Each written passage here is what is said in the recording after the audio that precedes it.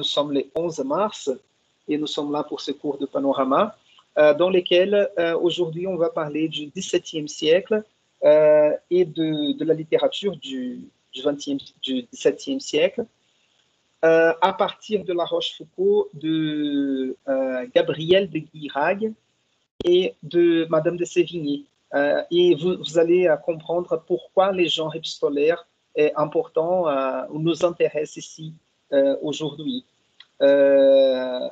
Graziele, merci pour cette information concernant Lana Del Rey et Radiohead, comme on dit en français.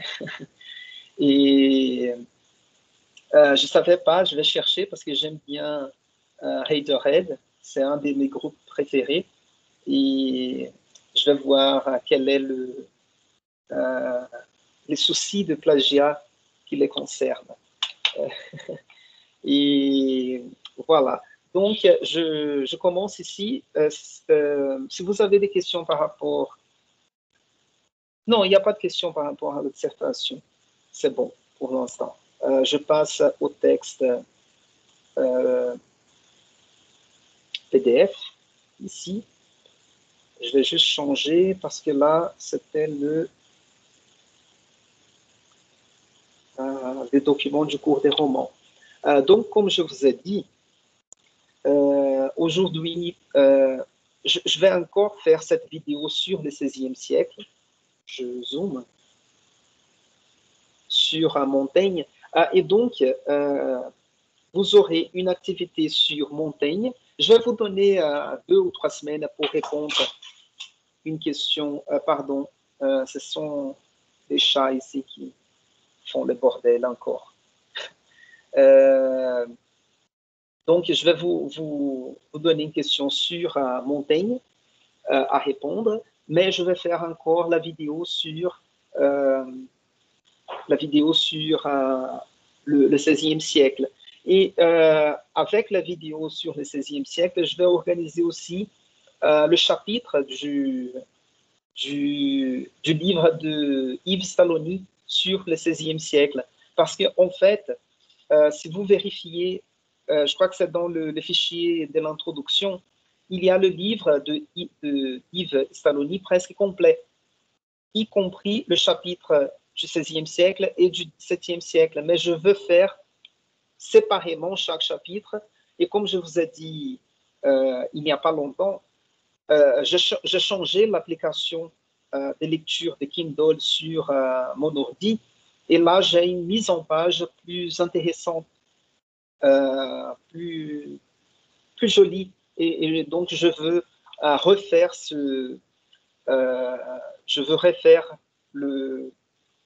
la copie de ces 2 chapitres concernant le XVIe et le XVIIe siècle.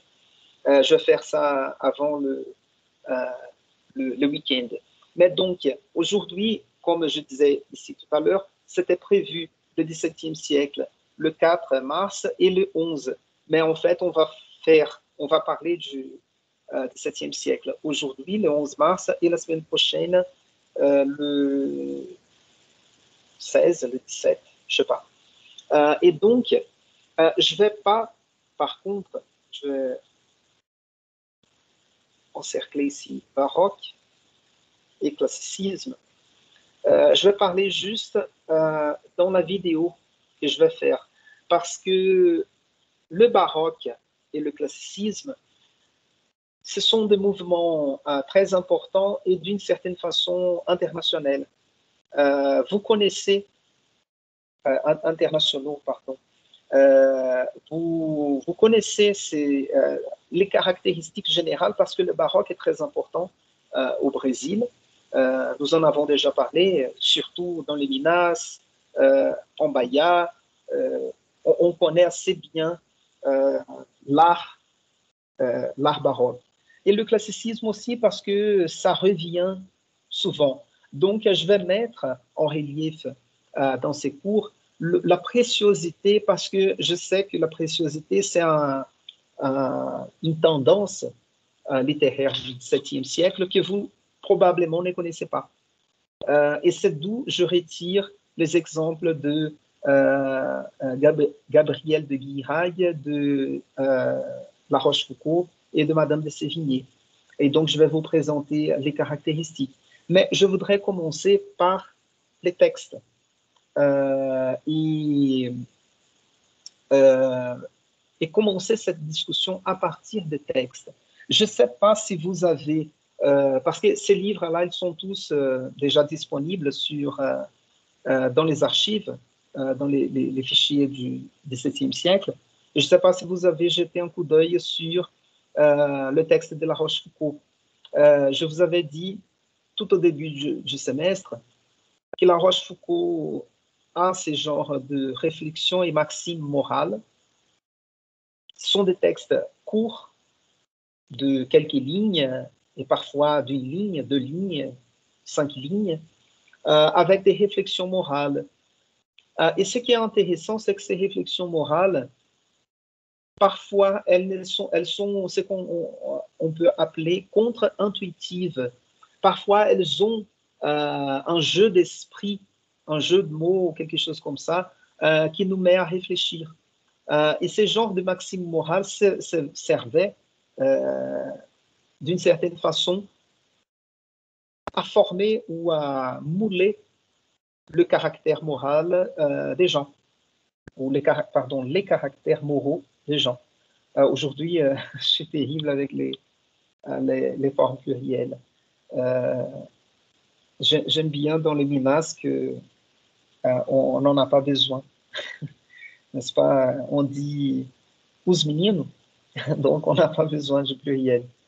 Et donc, il y a quelque chose ici d'intéressant. Je vais commencer par le portrait de La Rochefoucauld lui-même.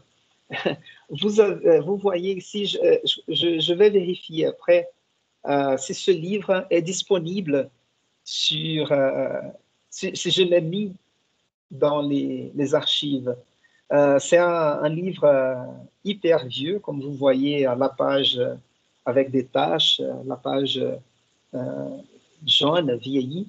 Mais c'est une édition de La Rochefoucauld, ici.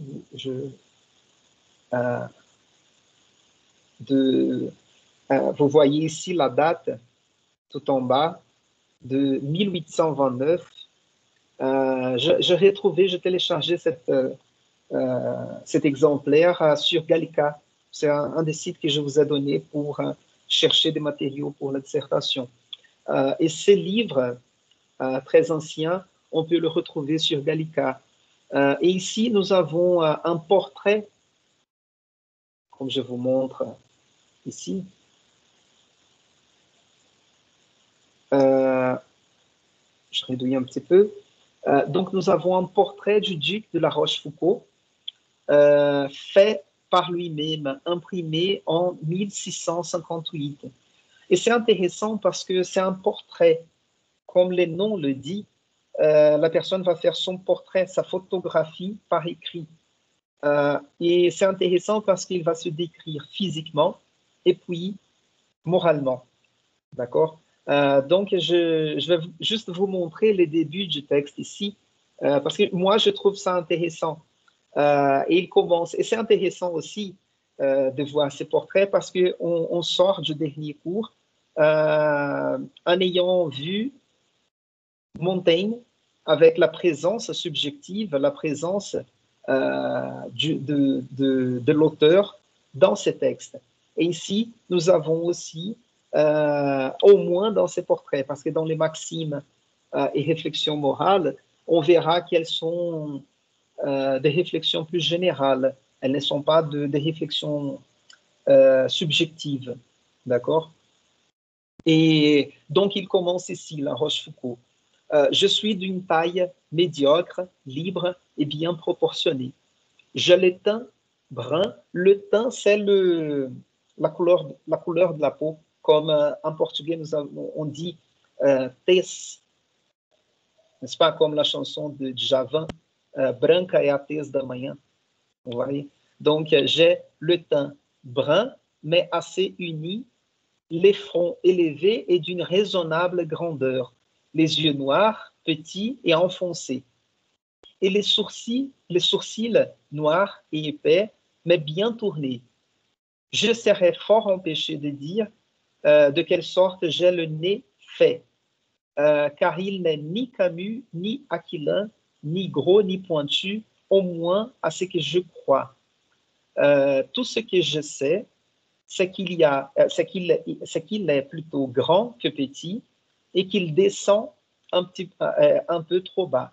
J'ai la bouche grande et les lèvres assez rouges d'ordinaire, ni bien ni mal taillées. J'ai les dents blanches et passablement bien rangées. Les dents blanches et passablement bien rangées. On m'a dit autrefois que j'avais un peu trop de menton. Je viens de me regarder dans le miroir pour savoir ce qui en est. Et je ne sais pas trop bien en juger. Et je ne vais pas suivre parce qu'il continue dans cette description. Mais c'est intéressant parce que aujourd'hui, c'est juste pour faire une réflexion, à mon avis, intéressante, parce que à cette époque, 1600, c'était les livres imprimés existaient depuis peu et on n'avait pas la photographie, ça n'existait pas encore. Donc, le registre visuel des gens, c'était à partir de la peinture, n'est-ce pas? Donc, ces genres de portraits étaient assez courants. Ici, c'est une espèce d'autoportrait, n'est-ce pas? On ne le disait pas comme ça, autoportrait, mais ça existait aussi les portraits des autres. C'est-à-dire que pour un écrivain, par exemple, un critique littéraire pourrait faire ou pouvait faire le portrait d'un certain écrivain. Et donc, nous avons les portraits physiques, les portraits moraux et les portraits intellectuels aussi. C'est possible de le faire. D'accord? D'une certaine façon, les essais de Montaigne nous donnent un autoportrait intellectuel de Montaigne, n'est-ce pas? Donc, ici, c'était pour la description physique de La Rochefoucauld, mais je soulignais quelques extraits dans lesquels il parle de son caractère moral. Et je vais utiliser juste pour qu'on connaisse un petit peu plus cet auteur. Je ne vous ai pas demandé, mais avant ces cours de panorama, est-ce que vous connaissiez La Rochefoucauld ou pas? Vous avez déjà entendu parler de La Rochefoucauld? Pas encore. Raphaël? Lorena, non? Raphaël? Non, Luciana, elle a dit non aussi. Luciana, non plus? Moi, je connaissais juste les noms, professeur. Je savais Oui. qu'il existait un tel La Rochefoucauld. C'était Oui. juste. Oui, exactement, parce qu'il est assez cité. On peut le retrouver dans le discours des politiques, dans certains livres, certaines épigraphes. Vous allez retrouver peut-être chez Barthes, Roland Barthes, ou je sais pas, d'autres critiques littéraires. Assez souvent, on va retrouver des épigraphes de La Rochefoucauld. Et c'est une littérature assez importante pour l'époque. D'accord? Raison pour laquelle j'aime bien aussi le présenter. Donc, ici, c'est un extrait dans lequel il va parler de son caractère moral. Est-ce que vous arrivez à lire un peu, parce que la qualité de la page n'est pas super, mais je crois qu'on arrive à lire quand même. Oui, oui. Et donc, il pas dira mal. ici. OK, merci. La conversation des honnêtes gens est un des plaisirs qui me touche le plus. J'aime qu'elle soit sérieuse, la conversation.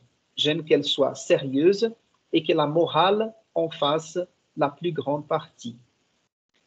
Ici, je profite, avant de continuer la lecture, c'est quelque chose de très important ici, la conversation des honnêtes gens. Parce que nous avons parlé des honnêtes gens avec Montaigne déjà. D'accord? Montaigne était peut-être genre 50 ans plus avant, quelques 50 ans, je vais dire, il se faisait publier 50 ans avant, plus ou moins 50 ans avant La Rochefoucauld. Et je vous ai dit qu'un honnête homme, concernant Montaigne, la semaine dernière, c'était quelqu'un qui était humble, humilde, qui avait quand même, ou qui cherchait quand même à se cultiver et qui cherchait aussi à bien parler, n'est-ce pas? Et donc, parce que aussi, aujourd'hui, nous avons une considération un peu différente de, je vais dire, de la transparence du langage. Mais à cette époque, bien parler, ça voulait dire bien penser, n'est-ce pas? Où ça reflétait un peu la clarté de la pensée. Et c'était tout un exercice. Et ça se passait, ce genre de conversation se passait dans les salons de la cour déjà. Et je vais vous parler un peu plus de ce genre de salons littéraires qui existaient à cette époque. Évidemment, c'était une activité réservée aux nobles, parce que aux nobles et peut-être à quelques personnages de l'Église, n'est-ce pas? On ne va pas penser que les agriculteurs de l'époque participaient à ce genre de séances pour parler de littérature, politique, morale, etc. Et donc, vous voyez que quelque chose de très important ici, ça c'était d'une certaine façon l'espace public de la réflexion. Et j'aime bien cette idée parce que c'était l'espace de circulation d'idées, c'est l'espace de la naissance de la critique littéraire aussi, au sens moderne.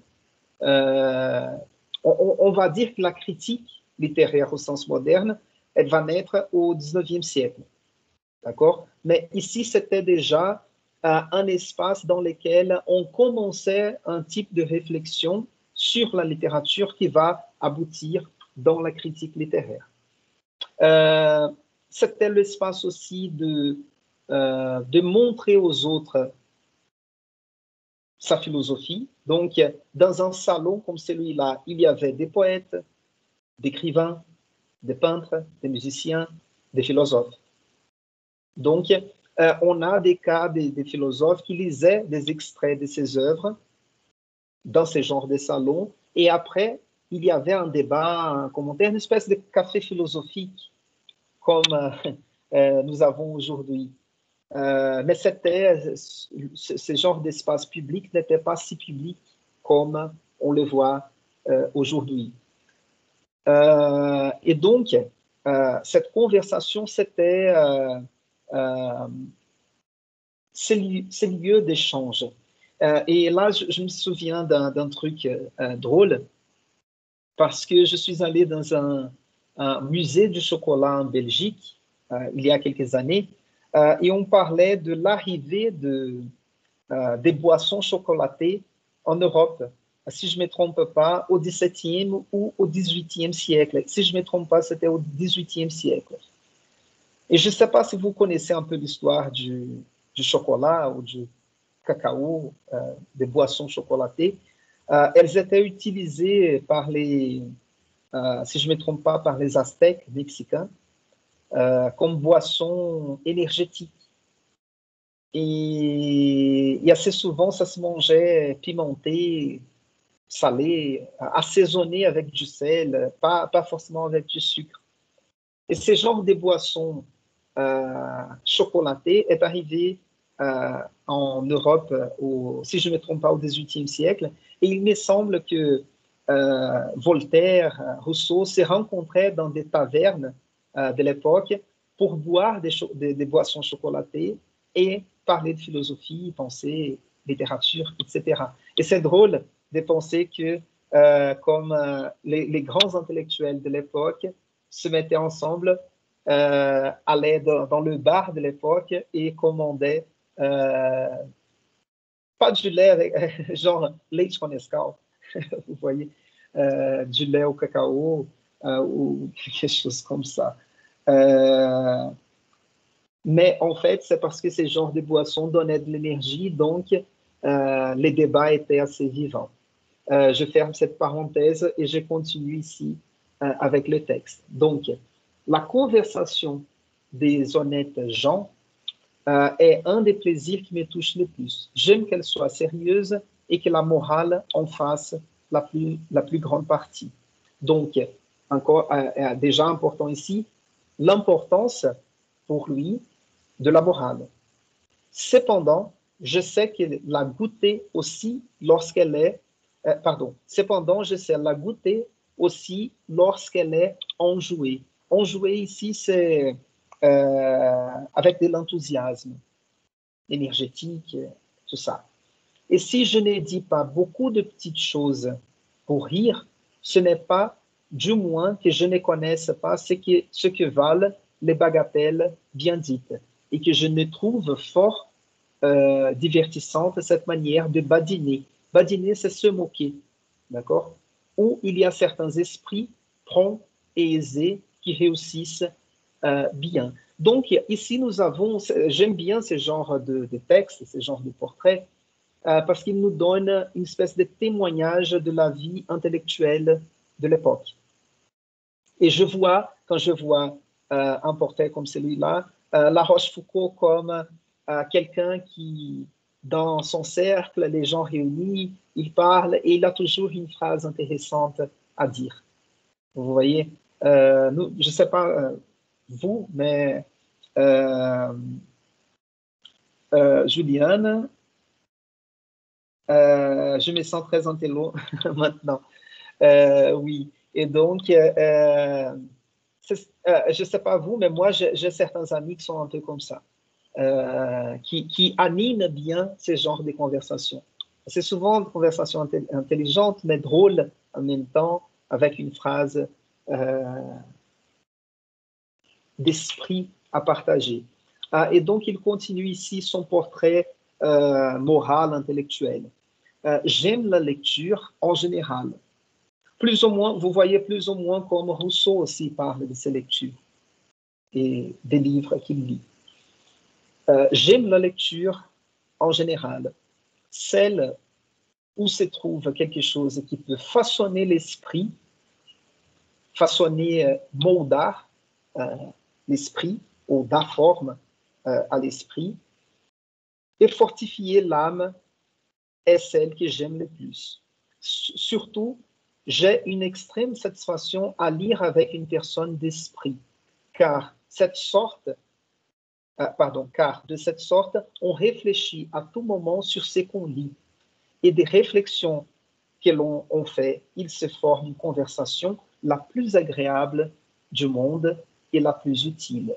Donc, cet extrait est intéressant parce que ça montre le rôle ou l'importance de la lecture dans la formation intellectuelle et morale de ces gens-là. D'accord? Voilà. Encore. Je peux descendre. Ouais. J'ai les sentiments vertueux, les inclinations belles et une si forte envie d'être tout à fait honnête homme que mes amis ne me sauraient faire un plus grand plaisir que de m'avertir sincèrement de mes défauts. Donc, vous voyez, le paragraphe précédent, il parlait de l'importance de la lecture pour la formation de son caractère, n'est-ce pas? Et de la conversation avec les autres pour former ses idées. Et ici, il dit qu'il a les sentiments vertueux, les inclinations belles, c'est-à-dire quelqu'un qui cherche la vertu, quelqu'un qui cherche à connaître les arts, les belles arts, pardon, les beaux-arts,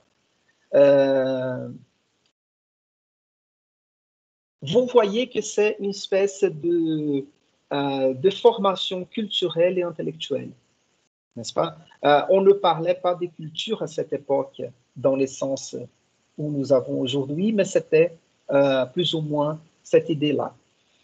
Et j'ai une si forte envie d'être tout à fait honnête homme, donc une forte envie de développer sa capacité de parler, de se cultiver intellectuellement, moralement, etc., et de se montrer quand même humble, comme je disais tout à l'heure. Et que mes amis ne me sauraient faire un plus grand plaisir que de m'avertir sincèrement de mes défauts. Quand ses amis lui parlent de ses défauts, c'est le moment qu'il a de réviser, de se corriger et de s'améliorer en tant que personne morale.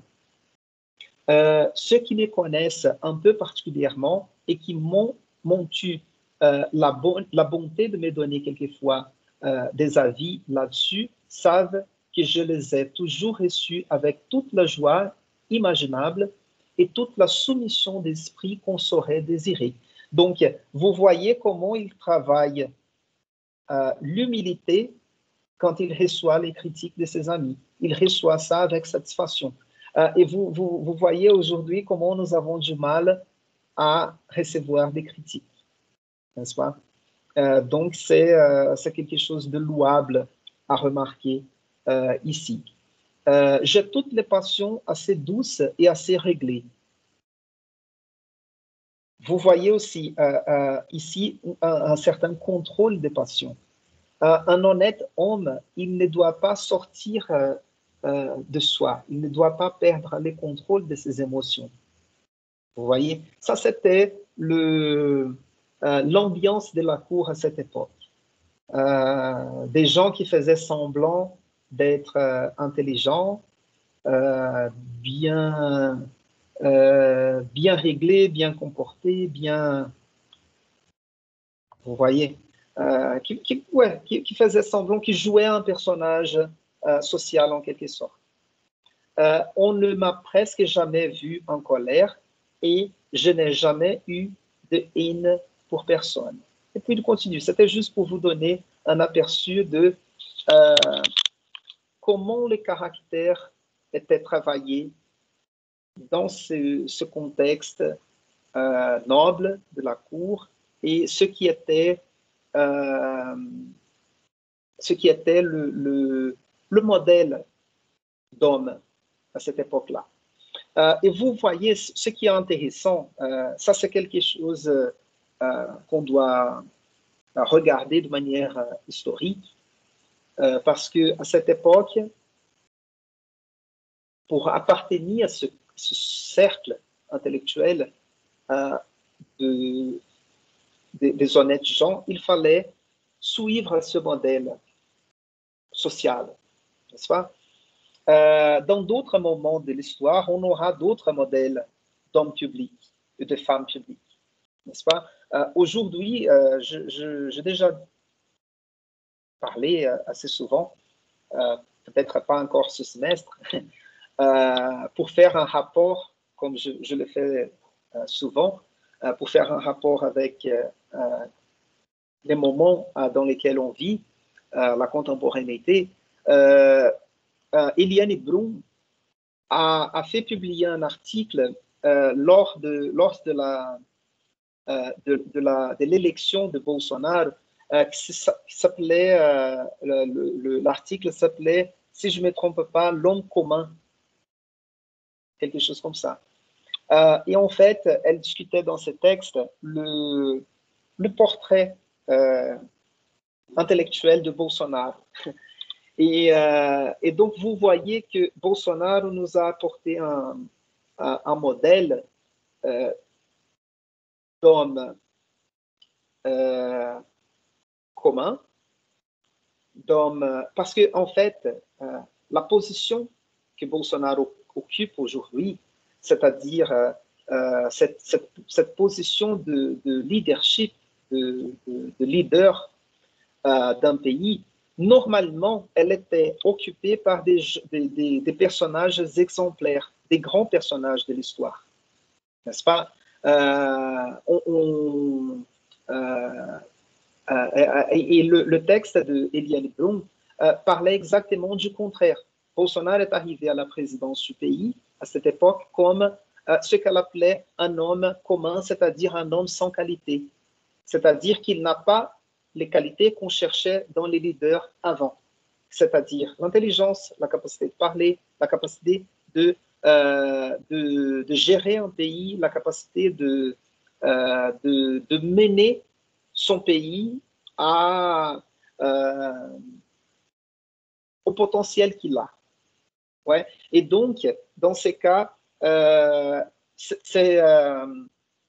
vous voyez qu'il nous apporte un modèle qui est le contraire de ce modèle que La Rochefoucauld nous propose. C'est-à-dire, vous voyez, genre, par rapport à l'économie, j'en connais rien, donc demandez à Paul Guedes. Il a ses opinions brutes, des opinions. Il n'est pas capable de raisonner, de réfléchir au-delà de sa propre expérience personnelle. Et ici, dans le contexte de La Rochefoucauld, nous avons un autre modèle d'homme. C'est un homme qui a le plaisir de penser, le plaisir de réfléchir, le plaisir de se développer intellectuellement. Vous voyez cette différence. J'utilise, je ne veux pas faire la politique ici. Ce que j'utilise, c'est un portrait d'un personnage contemporain en comparaison avec ces portraits du XVIIe siècle, et je vous montre cette différence. Cela ne veut pas dire Bolsonaro il est devenu un modèle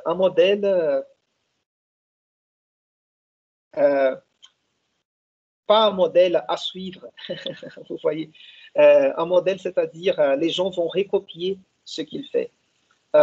Et d'une certaine façon, à mon avis, là c'est vraiment une analyse personnelle, on vit un moment dans lequel les gens s'identifient à un personnage comme lui, un personnage qui ne se propose pas de réfléchir aux problèmes auxquels il fait face. Vous voyez, il est un peu paresseux dans ce sens. Donc, il cherche des solutions déjà prêtes, des solutions à ne pas penser, à reproduire des modèles ou des choses comme ça. Et ici, en fait, avec La Rochefoucauld, nous avons un autre exemplaire, un exemplaire intellectuel qui était critiqué aussi à d'autres moments de l'histoire, parce que certains intellectuels comme ce modèle de La Rochefoucauld, ils étaient très peu pratiques, n'est-ce pas? On n'arrive pas à changer la vie réelle parce qu'on est dans le monde de la pensée, n'est-ce pas? Ce n'est pas par hasard que Marx propose une philosophie pratique, une philosophie révolutionnaire en quelque sorte. Moi, j'aime bien cette idée de Marx d'une pensée qui arrive à changer le monde. Là, je ne parle pas de changer le monde dans le sens du socialisme tout court, mais l'idée de penser pour changer le monde, pour une pensée qui a des conséquences pratiques, n'est-ce pas? Donc, je ferme cette parenthèse, je reviens à La Rochefoucauld. L'idée, c'était juste de vous montrer de parallèles intellectuels. Parce que ici, avec La Rochefoucauld, nous avons quelque chose que j'aime bien dans la langue française, quand on dit que quelqu'un est cultivé, n'est-ce pas? Parce qu'en portugais, nous avons le correspondant fulano é culto, n'est-ce pas? Et quand on dit fulano é culto, on n'a pas cette dimension du travail que nous devons suivre pour devenir quelqu'un de cultivé, n'est-ce pas? Et le travail qu'on va voir avec La Rochefoucauld, c'est que ce travail intellectuel se développer moralement nous exige du travail, de l'autoconscience, de l'autocritique, de discuter avec les autres pour faire avancer la morale, le côté intellectuel, la pensée, etc. D'accord? Donc, cette idée d'une personne cultivée, elle nous montre qu'il faut travailler pour se développer dans plusieurs sens. D'accord? Et donc, je ferme, je m'arrête là. Et je ne vais pas utiliser ce livre. Je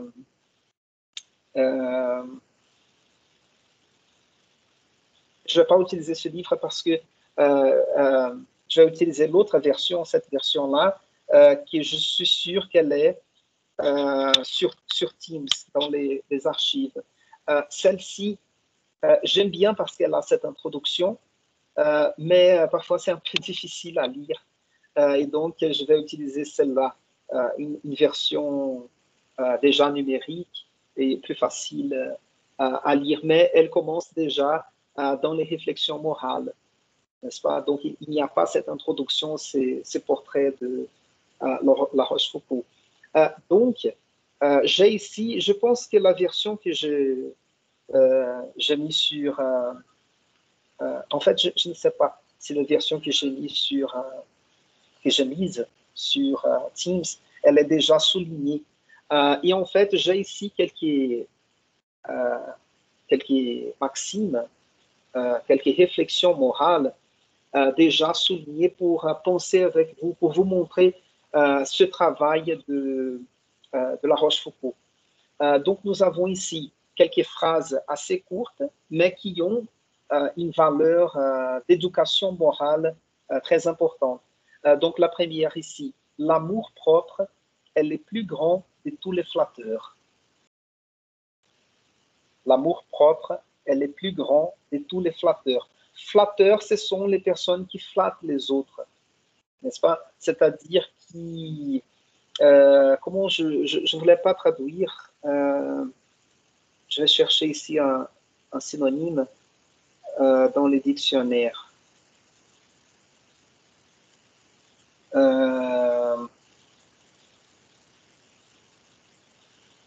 Oui, caresser du plat de la main un animal, affecter agréablement les sens, mais en fait, c'est le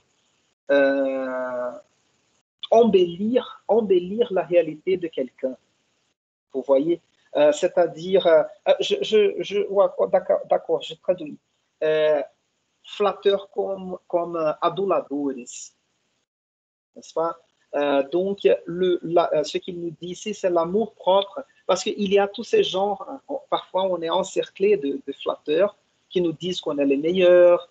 En fait, quand ils disent que nous sommes les meilleurs, nous sommes les plus intelligents, les plus malins, etc., ils ne nous aident pas à développer nos caractères moraux, n'est-ce pas?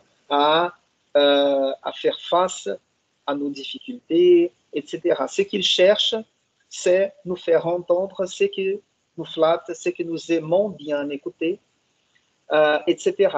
Par contre, l'amour propre que nous avons pour nous-mêmes, selon lui, c'est le plus grand des flatteurs, parce que c'est vrai que... et vous voyez comment cette maxime, cette réflexion morale ici, elle vient avec l'idée d'humilité de l'honnête homme.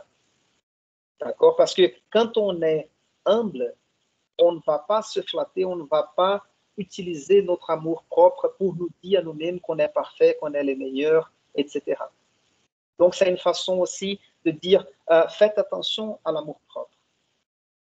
Parfois, il va vous dire des choses qui vont vous tromper, vous faire vous tromper ou prendre un chemin sur lequel on ne sera pas autocritique. D'accord? Quelque chose comme ça. Et vous allez voir que elles sont indépendantes l'une de l'autre. Ce sont des petites pensées, des phrases, comme je dis, c'est souvent des phrases d'effet avec une couleur morale ou une valeur morale. Ici, la passion fait souvent un fou du plus habile homme et rend souvent les plus sots habiles. La passion fait souvent un fou du plus habile homme et rend souvent les plus sots ici, les plus idiots habiles. Donc, c'est-à-dire, la passion, c'est un sentiment qui bouleverse complètement, qui nous bouleverse complètement, n'est-ce pas? Raphaël Bajoulard, oui, merci. Je viens de voir ici le chat. Et Juliane, tu avais dit en français, l'action du sujet est mise en relief. Voilà. Voilà. Et dans ces cas ici de la passion, c'est ça. C'est un sentiment tellement bouleversant qui, même un homme très habile, quand il est amoureux, quand il est passionné de quelqu'un, il peut devenir un fou, faire des bêtises, faire n'importe quoi. Et parfois, un idiot complet est capable de faire quelque chose d'habile parce qu'il est amoureux de quelqu'un. N'est-ce pas? C'est un peu comme ça. Mais il y a d'autres plus intéressantes.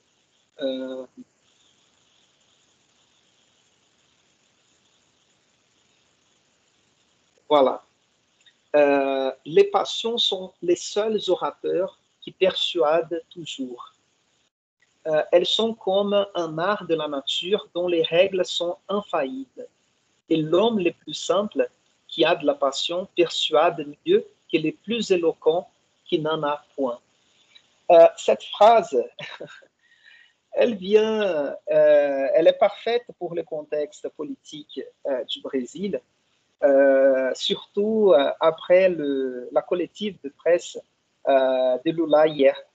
Je ne sais pas si vous avez regardé ça, mais en tout cas, je peux utiliser ici l'idée du politicien charismatique de Max Weber, ou Max Weber, comme on dit en français, parce qu'on peut faire ici, on peut mettre du même côté Lula et Bolsonaro, les deux, pour dire que pour son public, à chacun des deux, ils sont des bons orateurs. D'accord? Je ne vais pas dire, je ne vais pas mettre en valeur ici les qualités d'orateur de Bolsonaro, mais j'analyse chaque partie de la phrase. Les passions sont les seuls orateurs qui persuadent toujours. Et quand il dit ici passion, ça peut être pour le bien ou pour le mal. N'est-ce pas? C'est-à-dire motiver les gens à partir des passions et pas à partir de la réflexion intellectuelle, on sera toujours persuasif, n'est-ce pas? Et vous voyez que de la même façon que Lula, Bolsonaro aussi, il arrive à mobiliser les passions des gens. Les passions ici, je comprends les passions comme les sentiments des gens, c'est-à-dire les sentiments crus, bruts, pas forcément les sentiments qui ne sont pas fruits de la réflexion, pour expliquer un peu comme ça. Et pour vous donner un exemple, je ne sais pas si vous connaissez Antônio Anastácio. C'est un sénateur, il est l'ancien gouverneur de Minas Gerais. Je pense à lui parce que il est prof de droit à l'UFMG, à l'Université fédérale de Minas Gerais. Et moi, je le connais bien parce que j'habitais dans les Minas quand il était le gouverneur. Et lui, il est un très bon orateur, je vais dire. C'est quelqu'un qui parle très bien, qui a une très grande cohérence, un bon vocabulaire, de bonnes idées, mais il n'a pas du tout de passion. La passion. C'est quelqu'un qui il parle toujours avec les mêmes tons, il ne change pas les tons. C'est un débit continu tout le temps, et en plus, il parle beaucoup. Il est assez éloquent, on va dire comme ça, mais son discours n'a pas de passion. Donc, il a été élu parce qu'il était le candidat d'AS Neves à l'époque. On va dire clairement comme ça. Donc, pour lui, c'est très difficile de persuader les gens, même s'il a des bons arguments et même s'il a une bonne capacité de langage.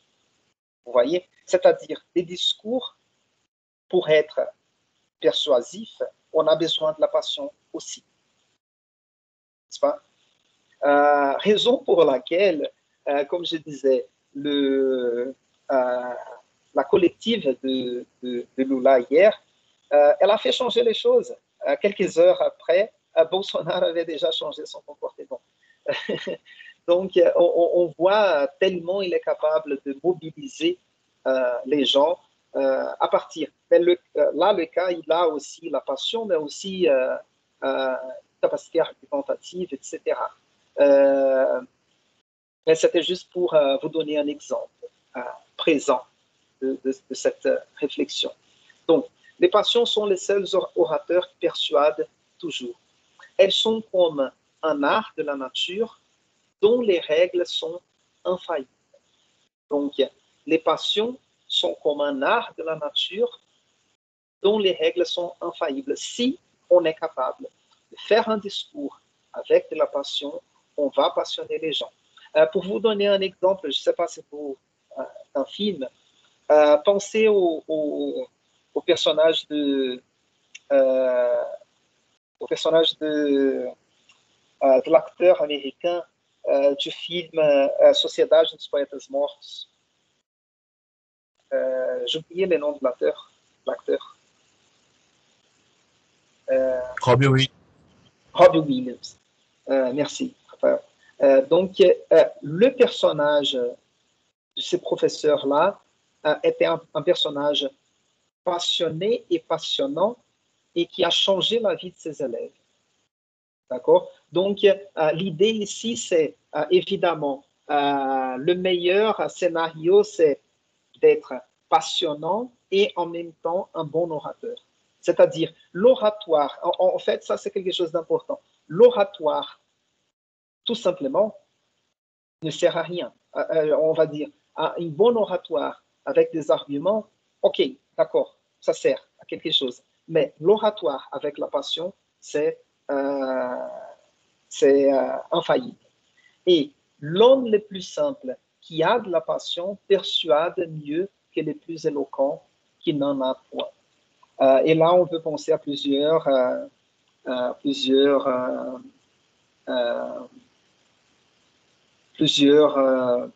personnages différents. Même une personne simple qui est capable de démontrer cette passion dans les discours est capable de persuader quelqu'un. Je ne voulais pas donner l'exemple de Lula au début, mais je sais pas, je n'ai pas un autre exemple ici à penser, mais c'est ça. D'accord? Même un personnage, une personne publique simple, dès qu'elle nous montre la passion ou de la passion dans son discours, elle est capable de nous mobiliser, de nous persuader à suivre son argument ou quelque chose comme ça. Encore un autre. Non, je vais avancer parce qu'il parle encore de la passion.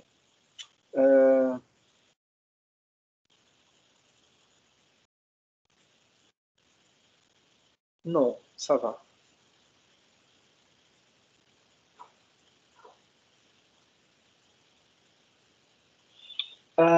Oui, celle-ci, elle est intéressante aussi.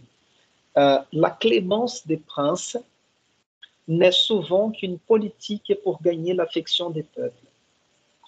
C'est-à-dire que les princes, ils sont cléments juste pour avoir l'affection des peuples. Parce que, et ça, en fait, c'est un peu ça remporte un peu à la pensée de Machiavel, n'est-ce pas? Selon laquelle, si je ne me trompe pas, c'est de Machiavel, l'idée que si on ne peut pas être aimé, il vaut mieux être détesté ou quelque chose comme ça. Vous voyez? C'est-à-dire que le caractère ou la morale des princes ou cette clémence des princes, elle n'est pas véritable. Elle a toujours un objectif clair, précis, qui est l'affection des peuples. Parce que leur nature, la nature des princes, c'est d'être inclément, d'être violent, quelque chose comme ça. Et là, vous voyez, ce sont de réflexions à faire.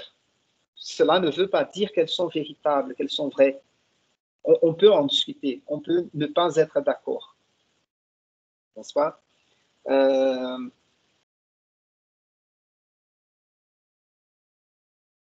Celle-ci, j'aime bien. J'aime bien. La modération des personnes heureuses vient du calme que la bonne fortune donne à leur humeur.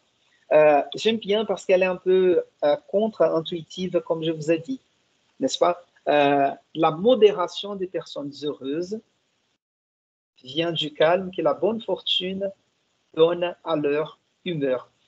Parce que la bonne fortune ici, c'est une espèce de destin. D'accord? Et donc, s'ils sont modérés, les personnes heureuses, si elles sont modérées, ce n'est pas par nature, tout simplement, n'est-ce pas? Mais, c'est-à-dire, il y a quelque chose qui vient de la fortune qui donne un certain calme, et ce certain calme va être reconnu ou vu comme une certaine modération. C'est comme si elles ne sont pas modérées par nature, mais par le destin. La modération, c'est une conséquence du destin de ces gens. Au moins, c'est comme je vois cette phrase. La modération des personnes heureuses vient du calme que la bonne fortune donne à leur humeur. Ça me fait penser, par exemple, à des choses comme si on est bien infortuné, c'est plus facile d'être modéré, d'être calme, de ne pas se laisser emporter par les passions, etc. D'accord? Avant de passer à une autre, parce que je veux encore discuter une autre, mais je vais passer à une autre un peu plus longue. Voilà, celle-ci aussi, j'aime bien. Nous avons tous assez de force pour supporter les maux d'autrui. Celle-là, elle est auto-explicative, n'est-ce pas? Nous avons tous assez de force pour supporter les maux des autres ou d'autrui. C'est-à-dire que quand ce n'est pas à nous de souffrir, on supporte la douleur des autres. Mais quand c'est à nous, je vois ici que Juliana rigole, mais c'est ça. D'une certaine façon, cette réflexion morale, elle est un peu pessimiste parce qu'elle nous parle de notre incapacité de nous mettre à la place d'autrui, à la place des autres, de souffrir la douleur des autres, n'est-ce pas? Aujourd'hui, on parle toujours d'empathie, et c'est cette capacité de se mettre à la place de l'autre. Et ici, en fait, il va nous parler de manière un peu pessimiste de notre incapacité de comprendre les maux des autres et de notre capacité, quand c'est à nous de souffrir, de penser que notre souffrance est la plus grande au monde. N'est-ce pas?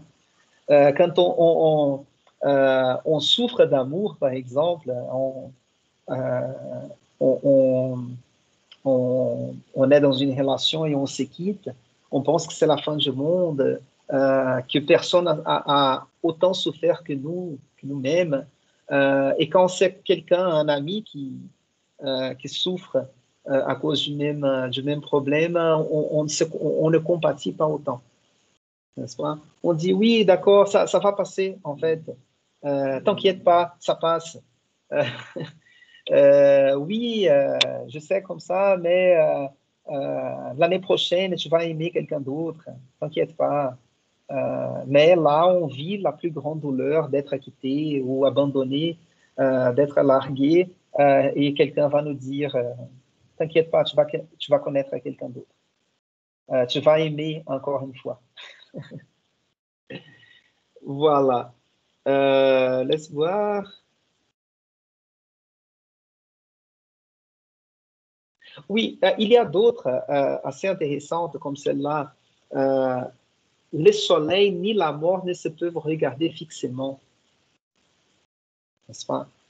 C'est une bonne comparaison aussi. Donc, je vous invite,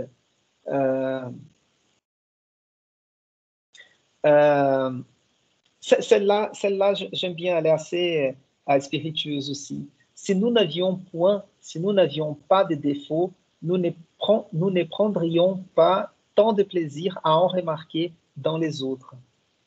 C'est parce que nous avons des défauts que nous aimons autant remarquer les défauts des autres. N'est-ce pas? C'est quelque chose qu'on fait assez souvent.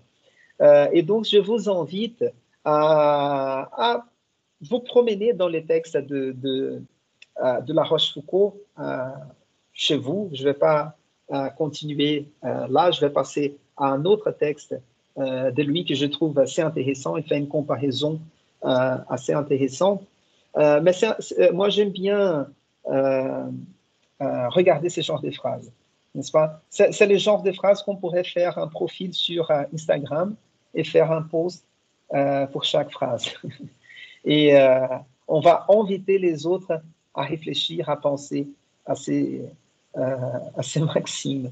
Donc, c'est ça. Ça reste l'invitation pour vous arrêter un petit peu, vous promener dans ces phrases, lire un petit peu et de vous donner le temps de réfléchir à ces propositions morales qu'il fait. D'accord? Et je reviens ici et je veux lire celle-ci avec vous. Voilà. Ouais, voilà. C'est une réflexion assez courte. Vous voyez, c'est un petit paragraphe. Parce qu'ici, elle est un peu plus élaborée que ces phrases-là. C'est bien projeté. Et je vais lire et commenter avec vous. De l'amour et de la mer. Donc, on part déjà de cette figure symbolique qui est l'amour, qui est inconstant, et la mer qui est aussi inconstante. Et il dit ici, ceux qui ont voulu nous représenter l'amour et ses caprices l'ont comparé en temps de sorte à la mer qu'il est malaisé de rien ajouter à ce qu'ils en ont dit. Donc, ceux qui ont voulu nous représenter l'amour et ses caprices, donc l'instabilité de l'amour, l'ont comparé en tant de sorte à la mer qu'il est malaisé de rien ajouter à ce qu'ils en ont dit. C'est-à-dire, on a tellement comparé l'amour et la mer par rapport à ses caprices, ses inconstances, qu'on n'a rien d'autre à ajouter. Et il continue à partir d'ici. À partir d'ici. Ils nous ont fait voir que l'un et l'autre ont une inconstance et une infidélité égales, que leurs biens et leurs maux sont sans nombre, que les navigations les plus heureuses sont exposées à 1000 dangers et que les tempêtes et les écueils sont toujours à craindre, et que souvent même on fait naufrage dans les ports. Moi, j'adore cette phrase. Et que souvent, je souligne ici, et que souvent même on fait naufrage dans les ports. Parce que les ports, c'est quelque chose qui nous apporte dans cette image de la mer un peu de stabilité, de sûreté, n'est-ce pas, des garanties. Et faire naufrage dans les ports, c'est terrible. C'est de faire naufrage dans un lieu de sécurité, n'est-ce pas? C'est comme, en faisant cette comparaison avec l'amour, quand on est dans une relation dans laquelle on pense qu'on est stable et tout d'un coup, ça part comme ça. Et il y a une chanson, il y a un chanteur français qui s'appelle Kali.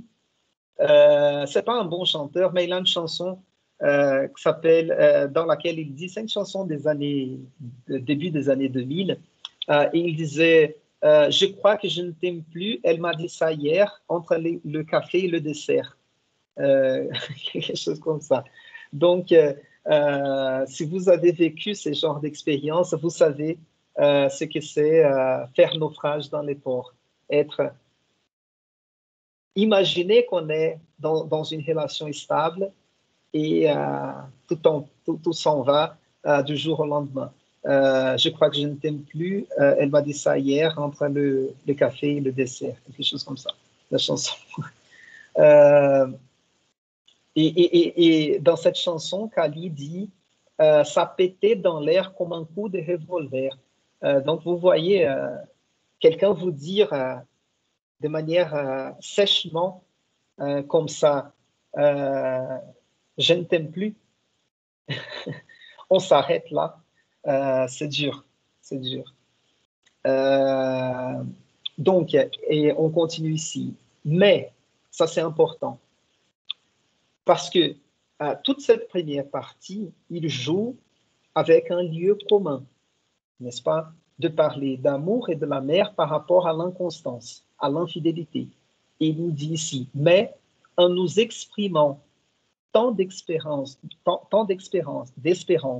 et tant de crainte, il ne nous pas assez montré, ce ne semble, le rapport qu'il y a d'un amour usé, languissant, et sur sa fin, assez, je change de page, assez longue bonasse, assez calmes, ennuyeux, que l'on rencontre sous la ligne.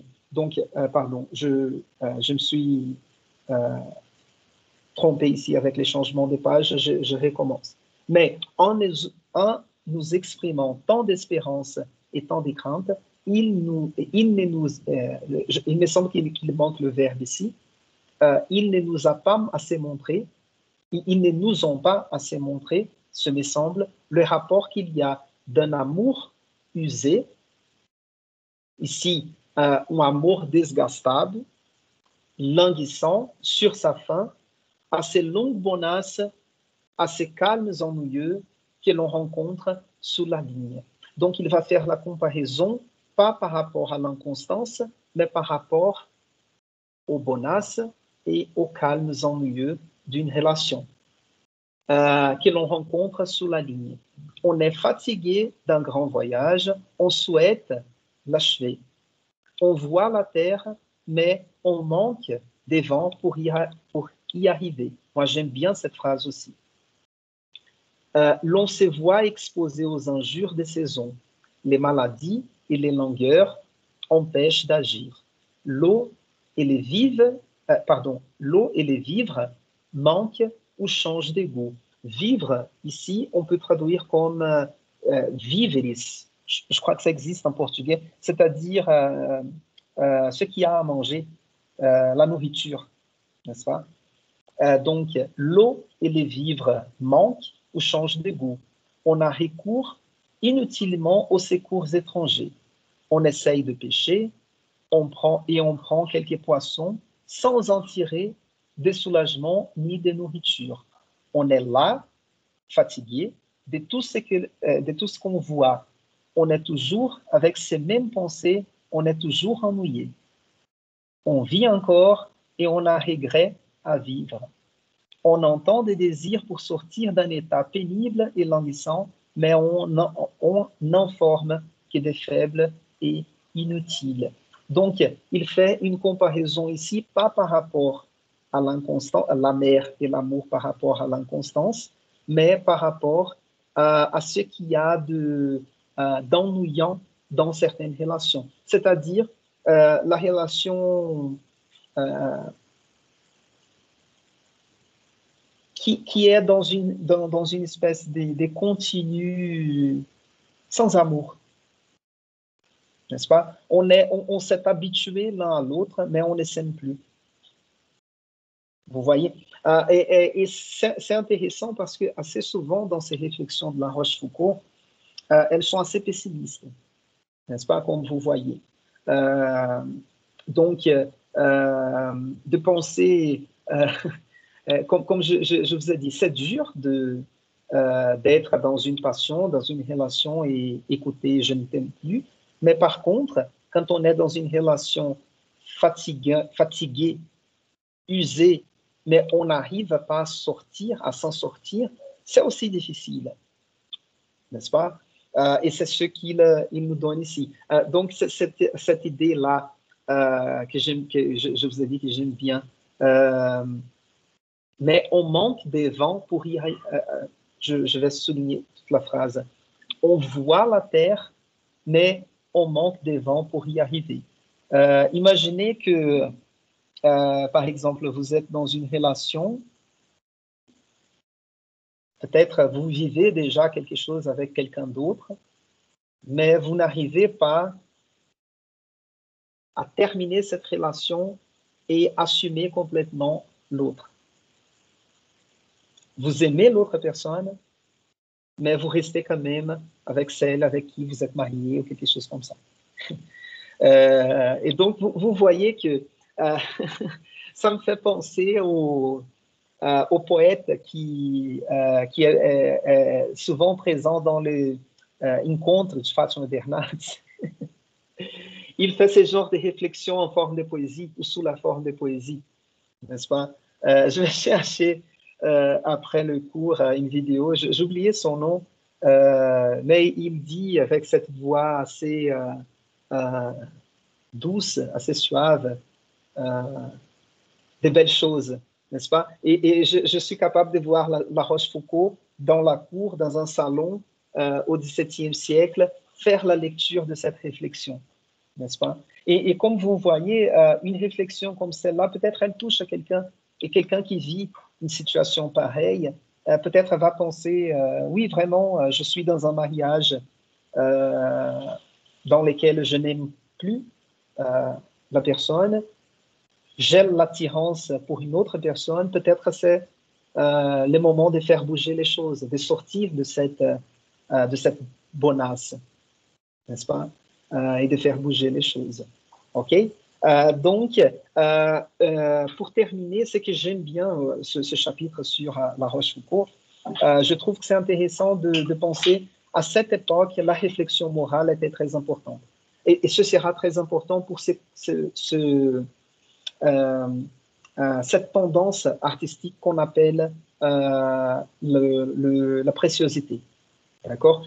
La préciosité, une des marques de la préciosité, c'est cette façon jolie de dire les choses. D'accord? Et donc, je ferme le chapitre ici sur La Rochefoucauld et je vais passer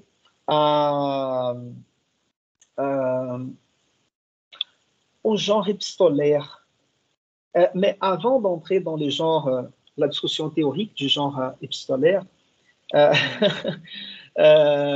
Brune, oui, c'est meilleur, il vaut mieux rire que pleurer, n'est-ce pas? Voilà, c'est comme je vous ai dit tout à l'heure, on a toujours un ami avec des phrases spiritueuses comme celle-là. Moi, j'avais un ami qui, face à des situations comme celle-là, il disait toujours a gente ganha muito, mas se diverte. Mais on ne gagnait pas autant d'argent qu'il disait, mais c'était une phrase assez drôle. A gente ganha muito, mas se diverte. Et en fait, j'ai encore une fois ici le livre de Gabriel de Guirag et Lettres portugaises dont je vous ai parlé dans la présentation du cours. Et donc, vous voyez ici, c'est un petit roman dans cette version. Vous voyez la première page ici, c'est la couverture. Nous avons une deuxième page et les romans commencent à la page 3 et il va terminer à la page 25. Donc, c'est un roman et vous voyez que les pages ne sont pas si longues que ça. Par contre, nous avons ici un roman épistolaire du XVIIe siècle composé de 5 lettres. D'accord? Et ces lettres-là sont des lettres écrites par une sœur, une monne, si je ne me trompe pas, c'est-à-dire une sœur de l'Église, à son amoureux qui était un soldat français. C'est-à-dire, cette sœur, et je vous explique encore un petit peu. Le contexte de ces romans épistolaires, nous avons seulement les lettres envoyées par cette sœur portugaise à son amoureux, un soldat français. Et elle lui écrit, il est parti, ils ont vécu quelque chose au Portugal, il est parti en France et elle n'avait pas de réponse. Et donc, je vous montre ici les débuts de la première lettre. C'est dommage, j'ai pris cette décision au début du semestre de ne pas vous faire lire ces romans en entier. Et c'est un roman très intéressant. La première fois qu'on le lit, on a l'impression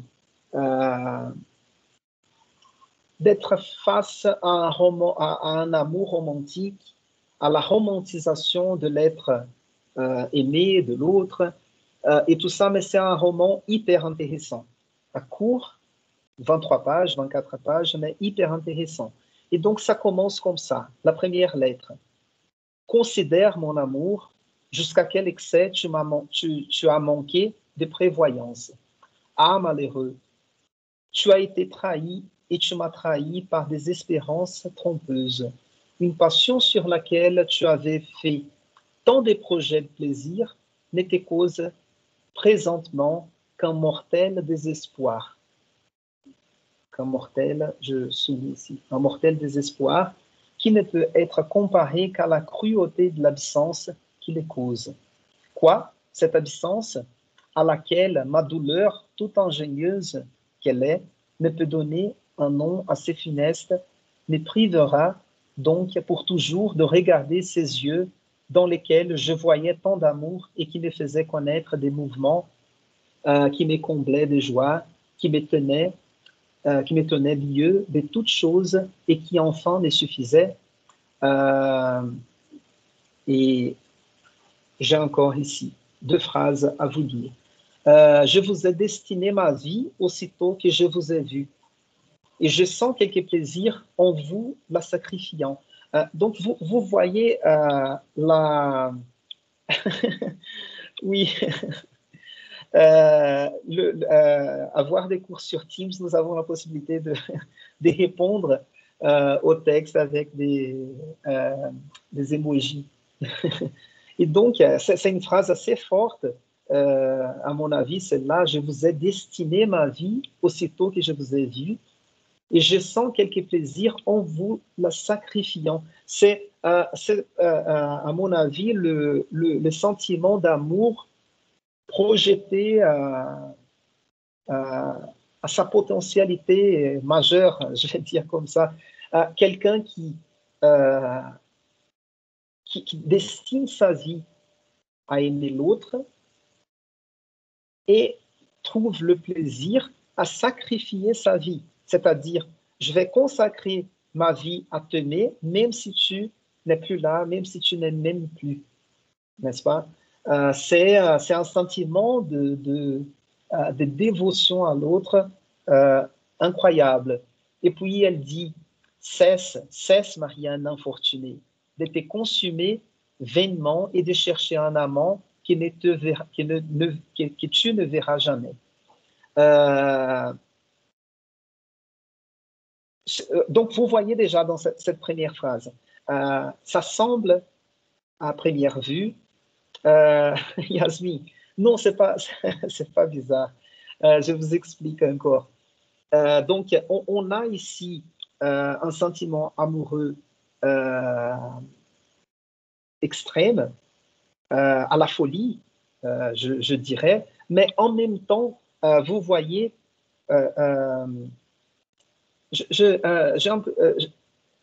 pardon, je crois que c'est Laetitia Christine qui m'a écrit à propos de l'enfance de Nathalie Sarraute, n'est-ce pas, qui voulait travailler avec Bakhtin et les dialogismes. Et donc, vous voyez ici, dans ce texte, même si elle est folle d'amour, elle est capable d'avoir une seconde voix qui la critique elle-même. Donc, elle dit ici, je vous ai destiné ma vie et je sens quelques plaisirs en vous la sacrifiant. Et puis, il y a une autre voix qui part d'elle-même, qui dit cesse, cesse, Marianne. Marianne, c'est son nom. Marianne infortunée, d'être consumée vainement et de chercher un amant qui tu ne verras jamais. Donc, c'est intéressant de voir ces mouvements de quelqu'un qui est fou d'amour, mais en même temps arrive à faire écouter une voix qui part d'elle-même et qui la critique. D'accord? Et une autre chose intéressante par rapport à ces romans, c'est que cette série de lettres, elle va montrer l'évolution de ces sentiments. Les 5 lettres ne seront pas pareilles. Elles vont changer peu à peu la nature de cet amour. D'accord? Et avant de continuer, je reviens, je passe à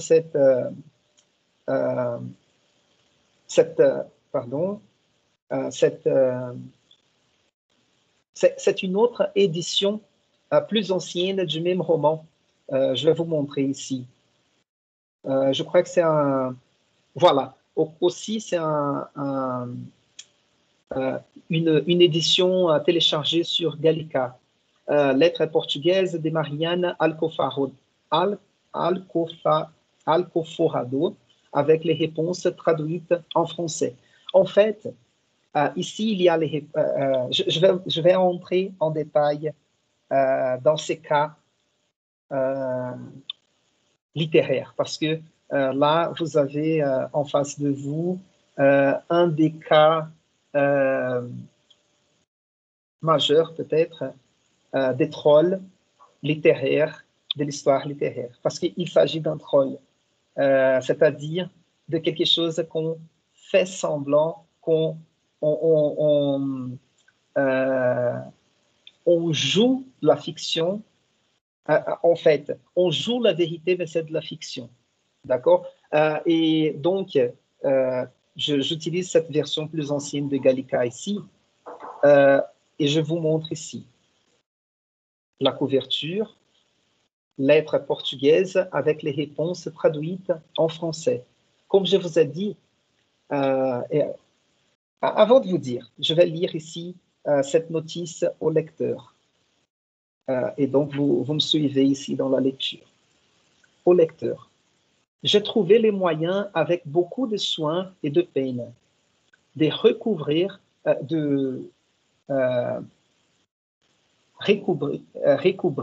une copie correcte de la traduction des 5 lettres portugaises qui ont été écrites à un gentilhomme des qualités qui servaient en Portugal. Aujourd'hui, on dit au Portugal. Avec les réponses par le même gentilhomme.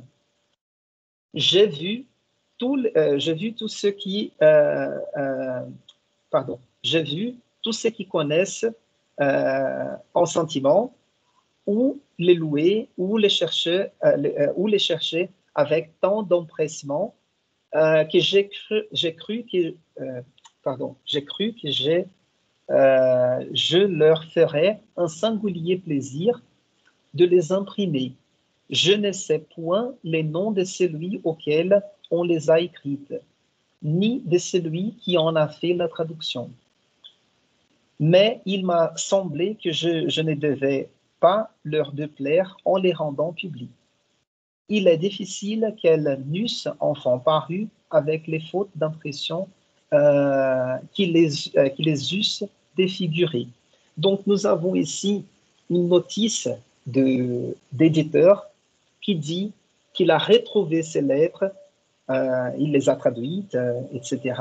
Et il retrouve en quelque sorte un plaisir à les faire, à les rendre publics.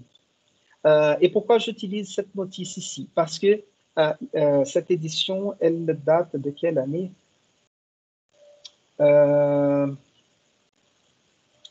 Il me semble, j'arrive pas à lire ce chiffre-là en roman comme ça, mais il me semble, je ne sais pas si vous connaissez bien ça, je crois que c'est 1500. Je ne sais pas si cette édition, elle date du 18e siècle ou du 19e siècle, quelque chose comme ça. C'est déjà une édition plus tardive, parce que la première version de lettres portugaises ont été publiées que les lettres de Marianne à son amoureux.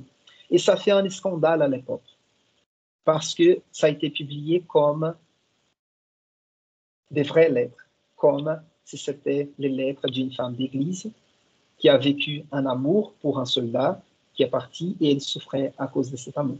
Donc, vous voyez l'intérêt des gens pour ces genres d'intimité, de découvrir un peu l'intimité d'une femme d'église qui a vécu un amour pour un homme qui est parti ailleurs. Donc, l'intérêt, il y a un voyeurisme dans ces cas, parce qu'on veut connaître l'intimité de cette sœur. En plus, on veut connaître l'intimité d'une femme qui souffre d'amour. En plus, c'est une femme d'église. Et en plus, c'est une histoire qui a été vendue comme une vraie histoire, c'est-à-dire. Et puis, ça continue et 2 secondes, je vais trouver ici l'autre texte. Voilà. Ici, c'est, pardon, je reviens ici dans la version la plus ancienne. Quand on a fait publier lettres portugaises avec les réponses, d'accord. Donc, 1430. Ici, on fait semblant qu'il s'agit d'une version très ancienne. Mais non, la publication... là, en fait, professeur, je me trompe parce que c'est D-C... Non, M-D-C-L. Donc, c'est un peu différent. Attends. D'accord. Je vais y réfléchir. D'accord.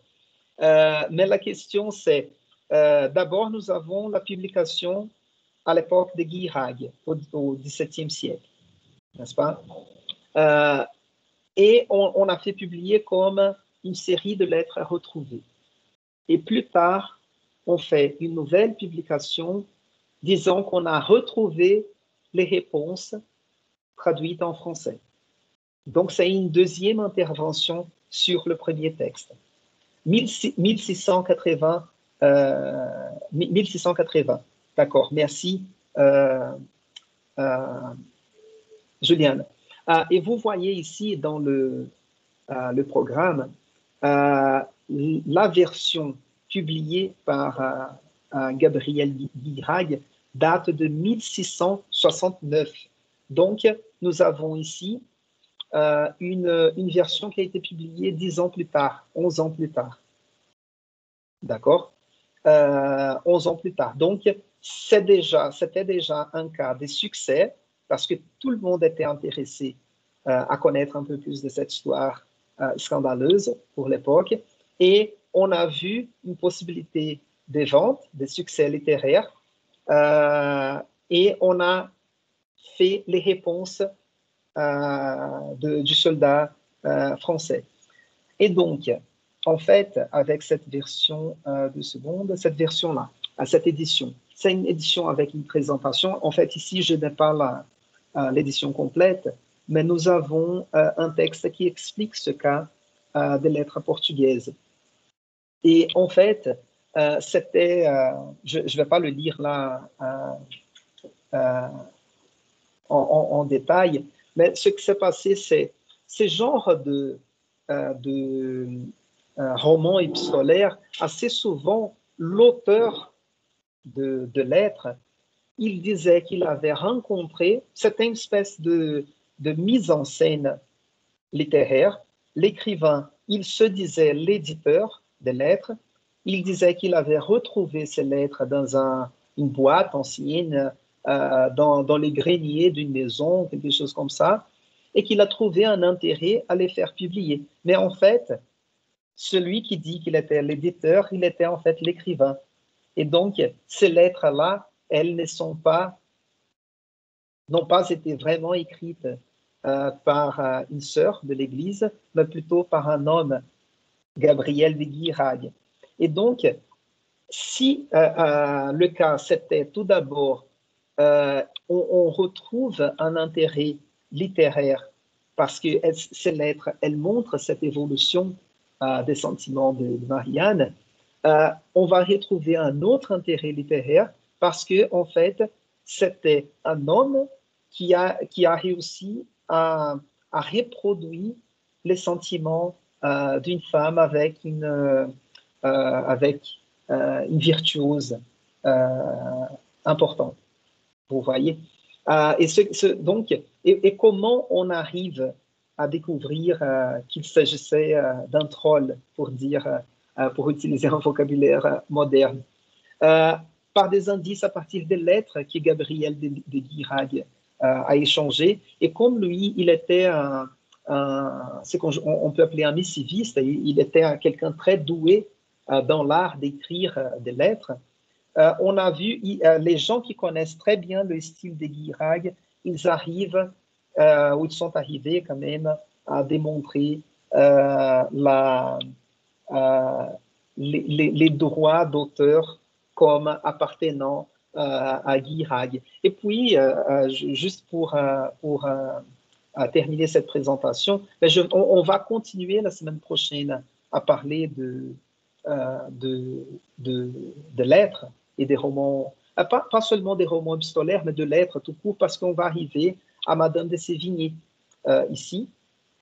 Madame de Sévigné comme peut-être la plus célèbre auteure de lettres. Et Madame de Sévigné, elle a été, ce sont des lettres vraies, des lettres authentiques qui étaient écrites à sa fille, mais qui ont une valeur littéraire, et donc aujourd'hui, on les étudie comme une pièce littéraire, comme du matériau littéraire. C'est vrai qu'à cette époque, la littérature au sens moderne n'existait pas, mais quand même, c'était dans la production littéraire de l'époque, n'est-ce pas? Et je n'ai pas eu le temps de le dire aujourd'hui, on continue la semaine prochaine. Ces salons littéraires dont je vous ai parlé, Madame de Sévigné faisait la lecture de ces lettres, même des lettres intimes, des lettres privées. Elle le faisait aussi dans des salons comme ça. Donc, je vais entrer un peu plus en détail dans ces genres textuels, la lettre. Je vais vous parler un peu plus à propos de lettres ouvertes, lettres philosophiques, lettres intimes.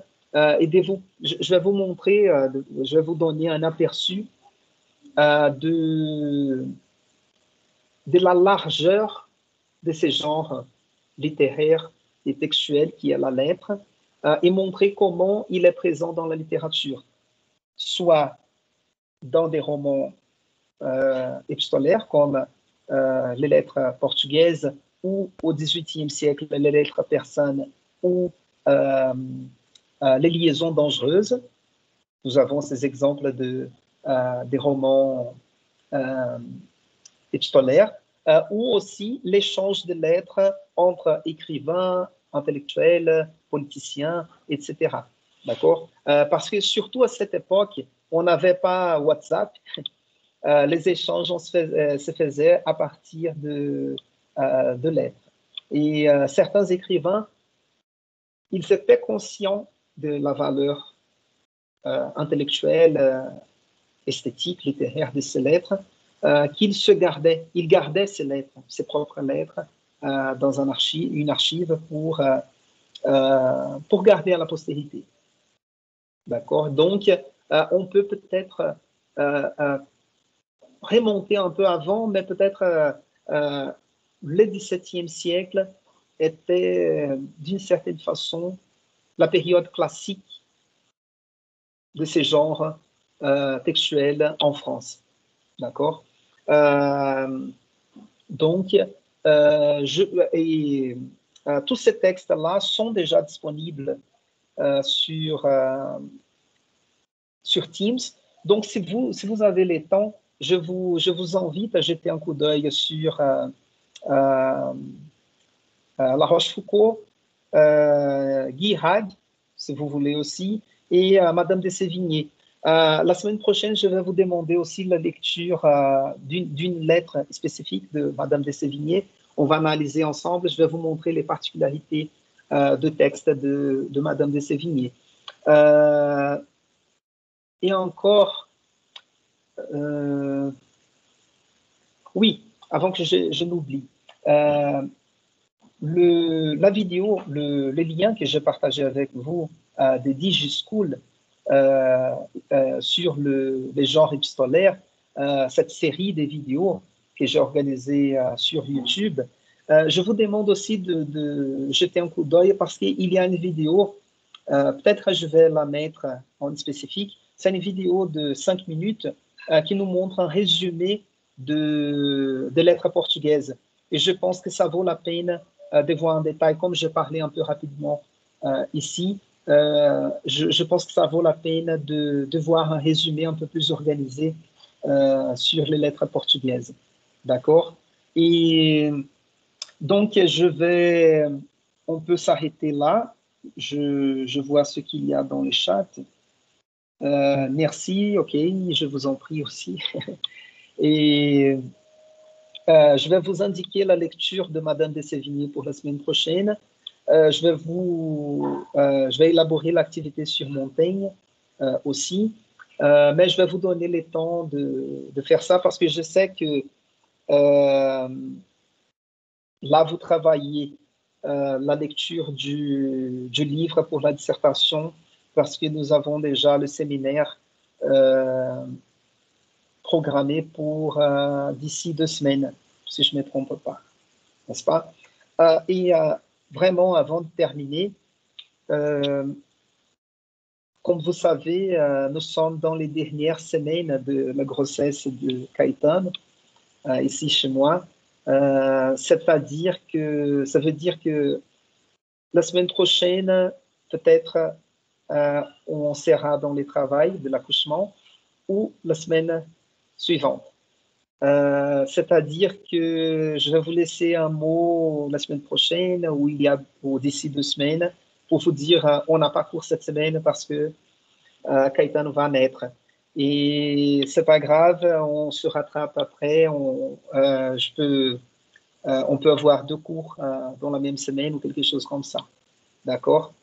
Donc, si ça se passe la semaine prochaine ou la semaine suivante, profitez des temps pour lire le livre de la dissertation ou pour vous promener dans les livres de Madame de Sévigné, Guy Hague et de La Rochefoucauld.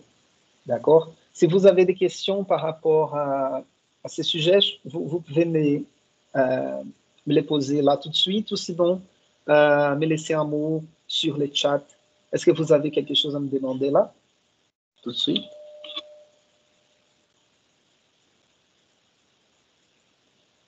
Non? D'accord. Donc, merci. Je vais arrêter ici l'enregistrement. Je vais le mettre sur YouTube aussi vite que possible. Et